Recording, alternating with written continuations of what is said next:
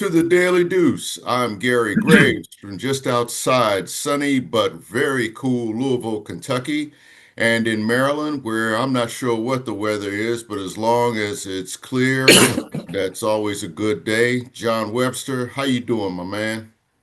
Hanging in there, man. I'm sorry, I still got a little cough lingering around with me, but weather is not hot, totally hot. Not my kind of weather, Gary. It's in the 75 or 80s. I'm looking more for 95 to 100.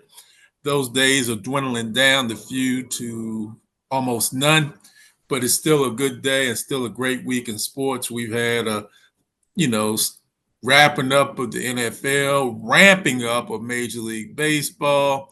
WNBA is coming to a close of the regular season, getting ready for their playoffs. There's a lot of great things going on. Oh, can't forget our Premier League with the soccer. John Pitt Mhm. has taught us a lot about that. And speaking of John Pitt, we always want to say hi to him. Not able to be with us today, but he is always the main man, making sure that these things happen in a good way for us. Gary, how you been doing, man? John, I'm enjoying life right now. Just came off my first day teaching sports journalism at the University of Kentucky. Um, And I'm sure that with you, that's going to spark a discussion about divided loyalties all over, considering I'm wearing a Ohio State hat. I live near Louisville and I went to Maryland. Gary, I guess the question that everyone wants to know, well, most foremost, how was your first day in school? Did you enjoy yourself? Did your students enjoy you? That's the main question, first of all. All right. I thoroughly enjoyed myself. I was, what's the word? I was anxious with anticipation Monday morning and Monday afternoon teaching a class. It was great. And, I've got like 20 students who uh, who are very enthusiastic about sports and about journalism, which is an encouraging sign given the state of my industry right now, or former industry, I guess you say. And I remembered how much I really like teaching and talking about not only what I did, but what they can do. And I just told them a little bit about what's out there, how we're going to get to that point with them, and it was really really fun. And even better, after class, probably spent about another hour with a handful of students just simply talking sports. So that and you just can't substitute talking about sports on any day. It wasn't like a bar stool kind of thing. It was just like I said, me from another generation talking with students from the next generation, and nothing has really changed, and I love it to death. It would one of their assignments be to watch the Daily Deuce and do a report on it? Would that be one of their assignments? That will be one of them. But here's the thing, John. Probably half my class, they do podcasts on their own too. So again, that just says where they are. I'm like, I might have an assignment where they upload their podcasts and we kind of see what they've got going for them. So again, that's the encouraging part. But my job is to teach them about how to get the facts and how to make it make sense instead of just kind of going off on a tangent without basis. So you know how that goes. So, explain to us quickly before we delve into our two topics today. You are a graduate of University of Maryland. You're teaching at the University of Kentucky, and you are wearing the a hat of the Ohio State University. Could you explain your allegiances? Okay, I'll start with the Ohio State University first. My mom was an Ohio native. My family, most of her family, from Ohio, so I came by that part naturally growing up. Hearing about Archie Griffin and Woody Hayes, and of course now with Ryan Day coming off a championship. This is not a homer hat, but Again, came by that part naturally.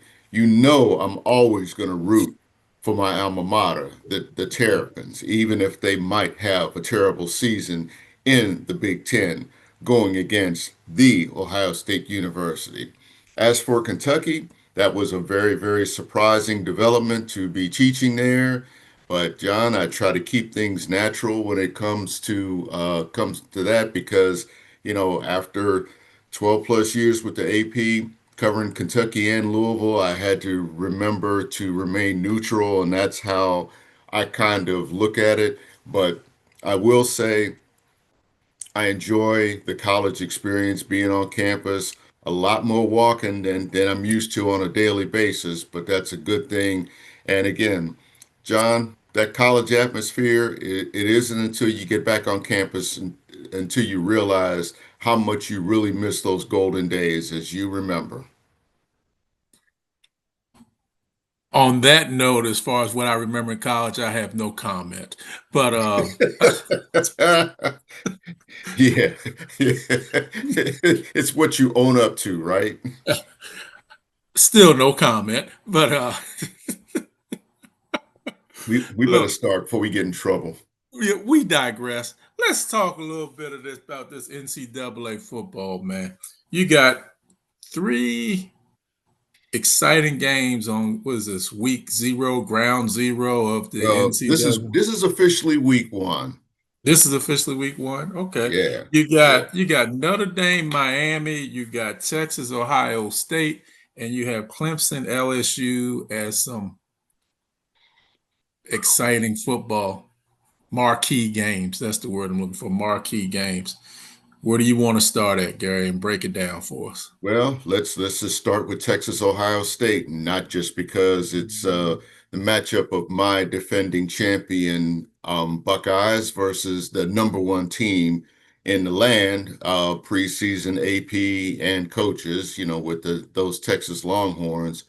I I think this game, I mean, obviously it's a big test for both programs. I don't know if it's going to be an indicator of how the season will go, whoever wins or loses. But what I want to see in this game is whether Arch Manning is truly a Heisman Trophy candidate, as he's been mentioned, because as we followed his career the past couple seasons, it's been more like bits and pieces, fits and starts, and he's going to be in the spotlight. He's going to be in the spotlight all Mhm. season. There's nowhere to run or hide. It's his baby, it's his job. Now is the time to step up and see if he's that quarterback that's going to lead the Longhorns back to glory. I mean, Mhm. they had their taste last year with the playoff. They're favored to win the SEC. I want to see what he does. Ohio State, of course, losing some from a national championship. I mean, I still think they're one of the top teams in the Big Ten. I think they're favored. I'm not ready to quite go there yet because everybody comes gunning for you, including your Michigan Wolverines, who I think will be improved. And of course, they still have bragging rights over that inexplicable victory last year in Columbus. I won't go there because I don't want to get depressed, but.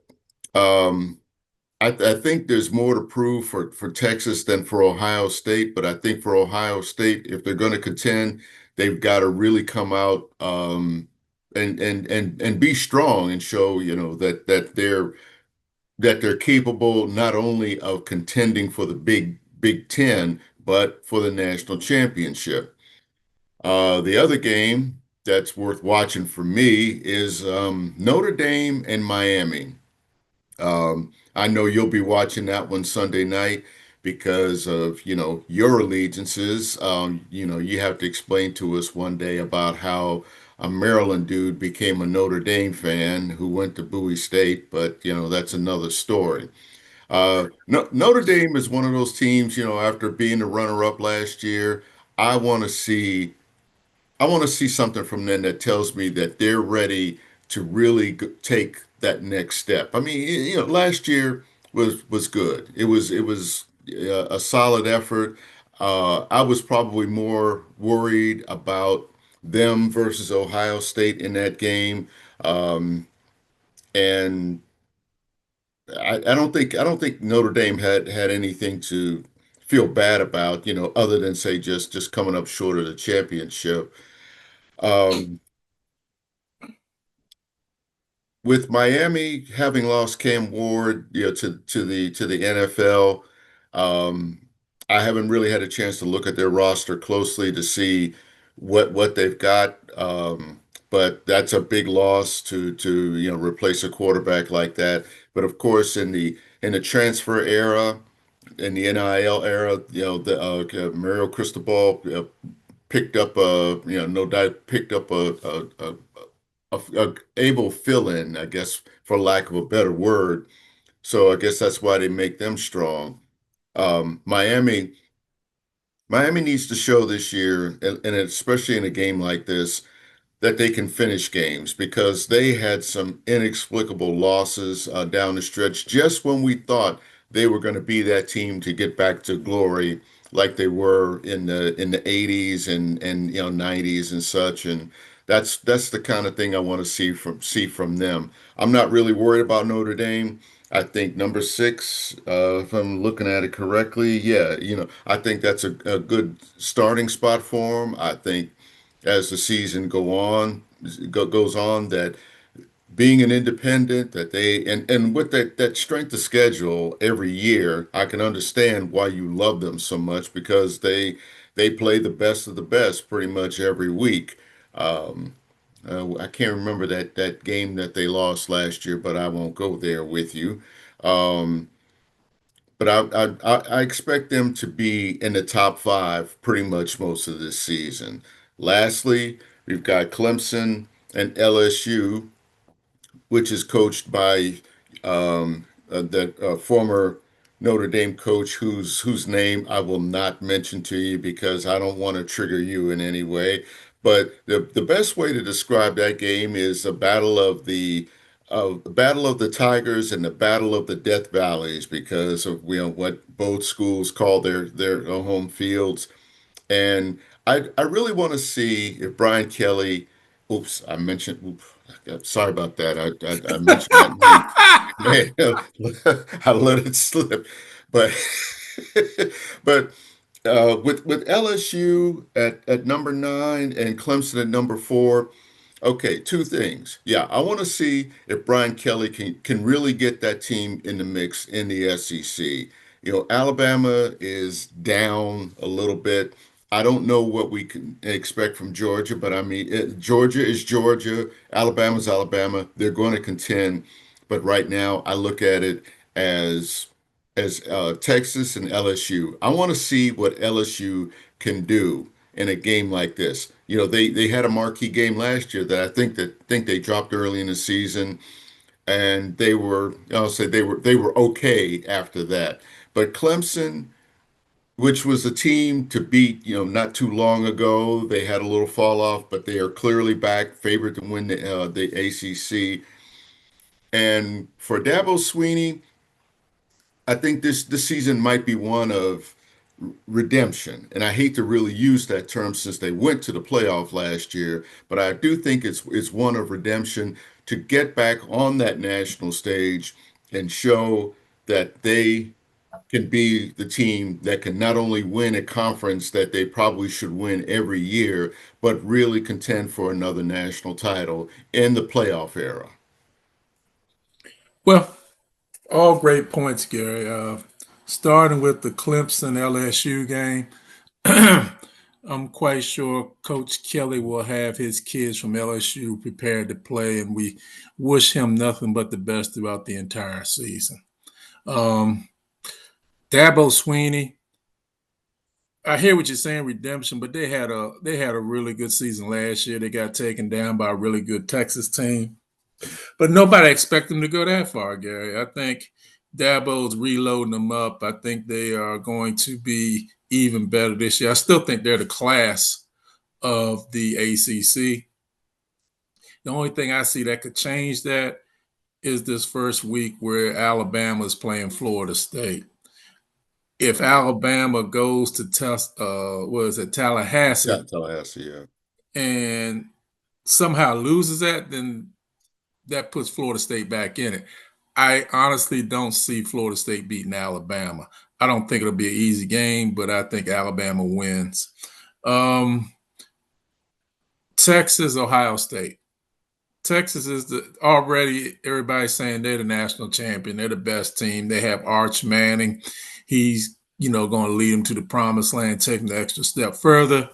Ohio State is, people don't like to hear this word. I think they are in somewhat of a rebuilding phase. They have the best player in football in Jeremiah Smith, but that defensive side, they're missing a lot of players. I think they got a new quarterback in there. I think Texas will beat them the first game of the season. I think Ohio State, and I've asked you this question before too, Gary. I think Ohio State this year, I don't think they'll make it back to the playoffs. I think they will have some challenges, but I think they go to Ann Arbor and beat Michigan. So the question begs to be asked: Wait, what? what's Wait, more what? important? Huh? What? Did you just say that? Did Mr. Yeah, Wolverine just say that? yeah. I want them. I want Michigan to win, but I think Ohio State wins. But and then it goes back to what I've asked you before: what is more important in Columbus, Ohio? A national championship or beating Michigan? So we'll You see know the because you know the answer to that yeah, one because because I don't I love I the don't think title. I don't think they will be in competition this year for a national championship, but I think they can beat Michigan. So even with three losses or something like that, if they beat Michigan, everybody in Ann Arbor is celebrating Ryan Day and want to give him a contract extension. Now, That's I mean that's the truth. And I'll be honest with you, John. That's one that loss still stings because I'm still trying to figure out how can a team that really looked unbeatable in the postseason just mm, look so bad at home against a Michigan program that was by all indications down. And there's something I'll never understand that, but I'll say in the history, in the lore of the rivalry and stuff, that will be one of those games where you look at and just say, how in the world did that happen? The answer in terms of where it matters is that yes, that game matters a whole lot, but really in the grand scheme of things, that team they they're built to contend for national championships, and I think they really took their eye off the ball in terms of building to beat their bitter rival, that team up north. yeah, I would agree with that. So that will be very interesting this year. We'll see how that works out in the Big Ten and also with your Turpin sitting in the Big Ten. We'll see how that works out as well too. Now, Next subject. uh, Notre Dame, Miami. Notre Dame's first two games, they go to Miami and Texas A&M comes to South Bend. Two very hard games. They also have Navy on the schedule. They have USC on the schedule, and can't think of everything else they have on the schedule. But this is going to be hard to go down to Coral Gables. Miami is, I think, reloading. They're not rebuilding. I think they're reloading. They brought in a quarterback. Quarterback used to be at Georgia, Carson Beck. He's now going to be the starting quarterback for Miami this season. By no means is he Cam Ward, but also he's not a waste of time either. He is a established player who can get the job done, and that's going to be a very difficult task for Notre Dame to go down to Miami at night, first game of the season, and win that. Um, we'll see. I think Notre Dame has a few things that they will have to establish. You still have Jeremiah Love. You need to work on your running game to get the crowd out of the game. The strong point for Notre Dame this year is the offensive line. They have a very good offensive line. They have a shutdown cornerback, and I think his name is Lawrence Moore. Um, with all that being said, still a very hard game to win, Gary. Very hard to win. I want Notre Dame at worst to come out of these first 2 weeks 1-1. They don't need to come out of it 0-2. So we'll see how that works out for them. Yeah. What's your opinion of CJ Carr? Freshman quarterback. I know he's looked upon as being a 5-star, but he is a freshman quarterback, and you're asking him for the first game of his collegiate career to go down to Miami and beat the Hurricanes. Mhm. That's a lot. We'll see, Gary. I think the key for that, you got to get your running game going. Bring the kid in easy with the passing game. Make sure you can put some serious gashes in that defense of Miami by getting some chunks of yards and controlling that clock. Yeah. Now, with that being said, there's two other games we just want to briefly talk about and say good luck to these coaches. Michael Vick at Norfolk State, Deshaun Jackson at Delaware State. New coaches this year at HBCUs and the MEAC. Norfolk will be going against Towson. Delaware State will be going against their state rival, Delaware. What say you, Mr. Graves, for how this is going to work out?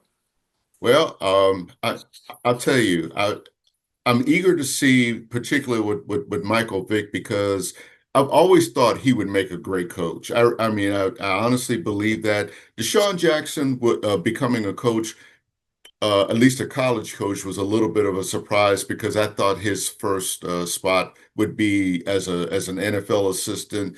But I like what he's doing, and I think for HBCU football at both schools, it's going to be huge because I know that when Dion went to Jackson State, that drew a lot of attention. But NFL coaches have, excuse me, former NFL players have gone to HBCUs for for years and years. I mean, I think about Ken Riley Mm-hmm.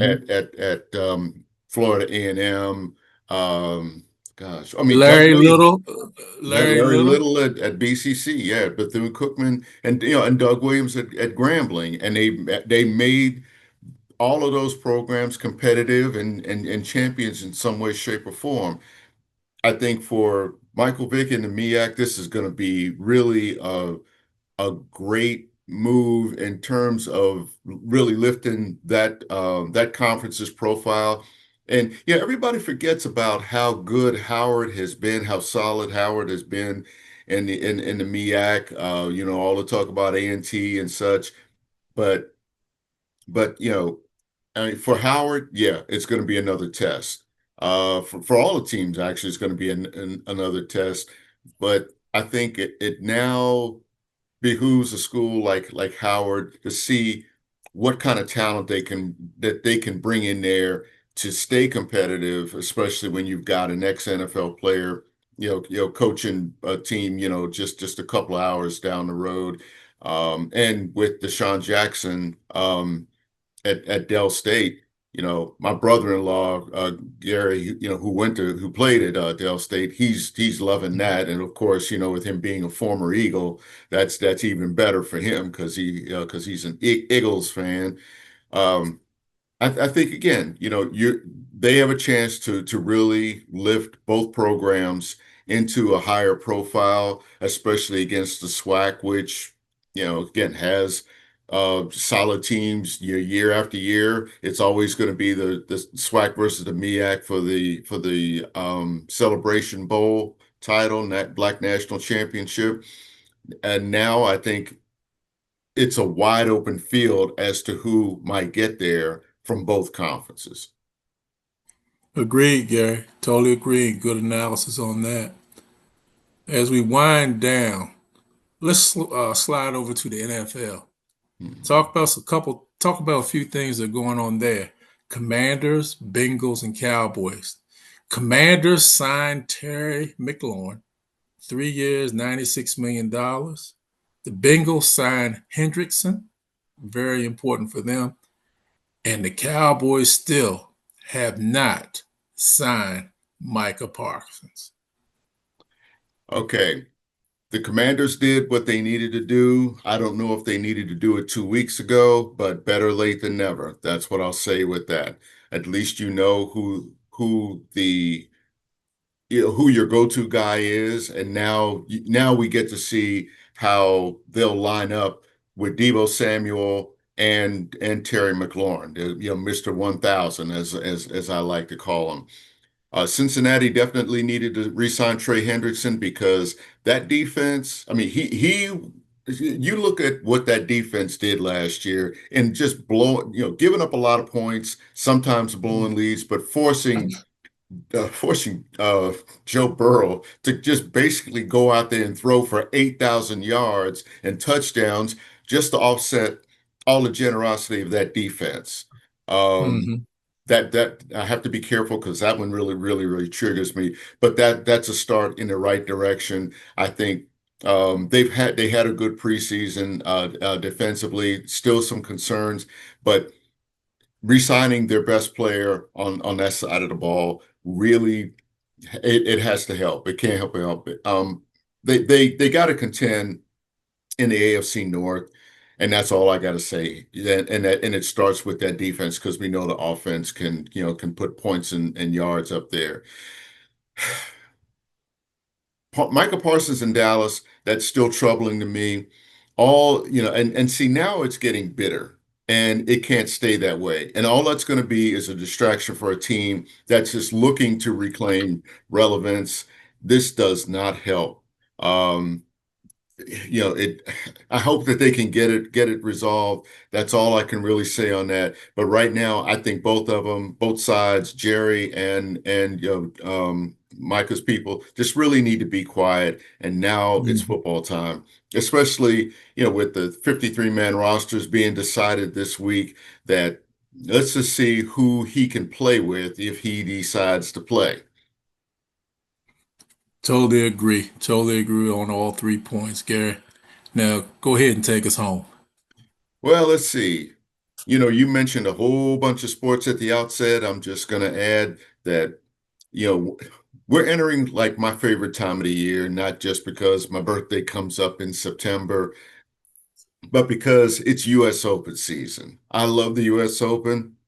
Uh, Venus, she was eliminated in her first round, but to see how well she played at 45, I think was very, very encouraging. I mean, even if it is like say a random thing, I don't expect to see her next year, but I think she had to prove that she can come back, and that was encouraging.